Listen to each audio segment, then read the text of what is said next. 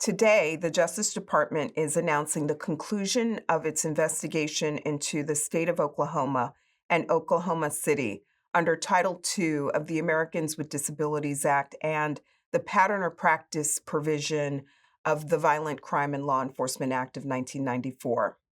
After 2 years of careful investigation by career employees of the Civil Rights Division and experts that involved hundreds of interviews and review of data and thousands of pages of records, we found that Oklahoma is violating the ADA by unnecessarily institutionalizing adults with behavioral health disabilities in psychiatric facilities in Oklahoma County.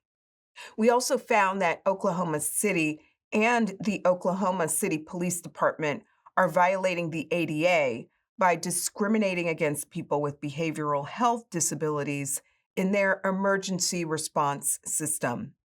Together, the deficiencies in Oklahoma's behavioral health service system and Oklahoma City's emergency response system lead to an unnecessary cycle of hospitalization and law enforcement contact for people with disabilities in Oklahoma County. Adults with behavioral health disabilities in the county regularly have unnecessary stays in psychiatric hospitals, including long and repeated stays in state run and private facilities. Hundreds of people with behavioral health disabilities also end up living for months or years unnecessarily in one of many nursing or residential care facilities in the county. Daily life in these facilities is limited and strictly controlled, and some residents feel their freedom to leave the facility is restricted. Most people in these institutional settings would not need to be there if the state had effective, community based services for behavioral health. Lacking these services, people are instead confined to institutions for lengthy stays or cycle in and out of institutional settings. Their lives become regimented. They're cut off from friends, family, and communities. They may lose their jobs, housing, and the ability to live their lives independently. Oklahoma does have the infrastructure for providing services in the community, but the state's efforts so far are insufficient to avoid needless institutionalization. The state's invested in certified community behavioral health centers, but in Oklahoma County, these are overloaded with clients, and many receive only basic services that do not provide the level of intensity they need to avoid hospitalization. Critical community based services that are proven effective in serving people in the community, including assertive community treatment, permanent supported housing, and peer support services, are far too scarce in Oklahoma County. As a result, people who need help may find themselves in hospitals or encounters with the police. This is avoidable. For people in Oklahoma County, these police contacts are frequently with the Oklahoma City Police Department. When a person seeks help for a behavioral health emergency, the 911 center and police department are often the first point of contact. And we found that Oklahoma City and its police department discriminate against people with behavioral health disabilities in their emergency response system.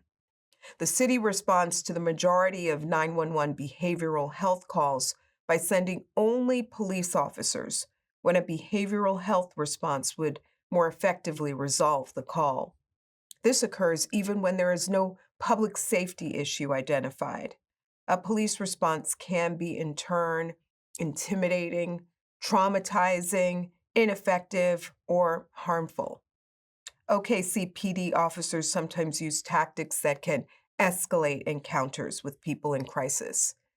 In many of the incidents we reviewed, officers could have safely made reasonable modifications to resolve the encounter peacefully. Instead, we saw officers escalate encounters, which sometimes led to using unnecessary and avoidable force. The city made commendable changes to its response to people with behavioral health disabilities during our investigation. It now has policies that encourage 911 call takers and OKCPD officers to use a behavioral health response when appropriate, recognizing that a police response is not always needed or most effective.